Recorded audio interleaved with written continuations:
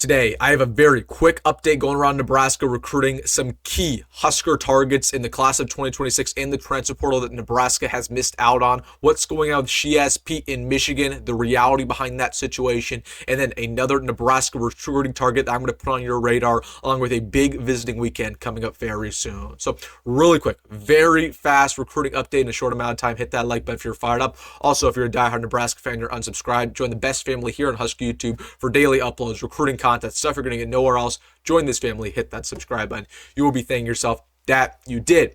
But without further ado, let's get into it, going over the news. I want to get things started talking about a couple Nebraska recruiting targets in the transfer portal and the class of 26 who recently committed elsewhere, and where Nebraska goes from here, some other targets they want. The first guy I want to talk about is J.J. Dunnigan, very high three-star corner in the class of 26. Nebraska really wanted this guy. They said kind of time and time again that this was the DB they probably wanted the most in the 26 class. He announced about a week ago that he was going to commit to Kansas, so a little bit of a miss here for the Huskers, a guy with positional flexibility, obviously very close to the state of Nebraska, but the reason he didn't commit to Nebraska is simply because of our, change at that secondary coach spot, right? We had Evan Cooper for a very long time, moved on to John Butler. Spoiler alert, John Butler did not do a great job recruiting while he was the DB coach because he wasn't planning on being the DB coach for that long. He was correct. And then, of course, we have a new DB coach now, Addison Williams, who is going in a completely different direction with the corners. So I don't know if we really had that interest in J.J. Dunnigan after all of that happened. We might still go after this guy. There's still a year left in this process. Yeah, he's committed to Kansas, whatever, right? Like he has a year to actually sign the dotted line. So I think this process probably isn't over. He might flip somewhere else. He might flip to Nebraska. But for the meantime, he is committed to Kansas. Depends if Nebraska really wants to get back on this process. I know Matt Rhule liked him. I'm not sure about Addison Williams. I'm not sure about John Butler. So that's the news around J.J. Dunnigan. It was just announced today that Nebraska missed out on another 26 target. This is a guy who I was very high on personally, very high 3-star, 4-star prospect. Hunter Higgins, defensive lineman, also coming out of Kansas. And he also committed to the Kansas Jayhawks. Again, it was announced about an hour ago. This was definitely a loss for Nebraska. They wanted him. Matt Rhule wanted him. John Butler wanted him. And again, I talked with Hunter Higgins' father a couple months ago, and he said that, for all intents and purposes, it looked like he was going to commit to Nebraska, but something just changed the last month or two.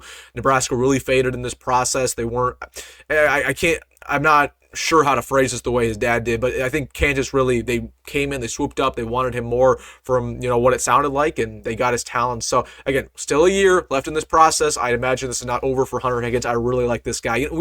I compare him a lot to Cade Pedrzak coming out of North Dakota in the 25 class for Nebraska. I think Hunter Higgins is better. That just kind of tells you how good I think Hunter Higgins is. But this process isn't over, but he committed to Kansas today.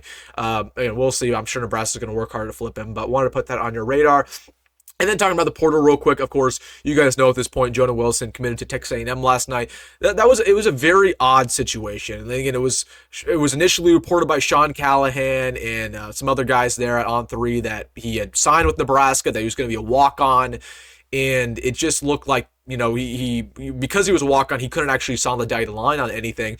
And then Texas A&M swooped up and said, hey, we're going to give you a scholarship for the spring semester. So that's really what happened there. I don't know what was going on there, really. I mean, this is not too much of a loss. Jonah Wilson, obviously, I think he has a high potential.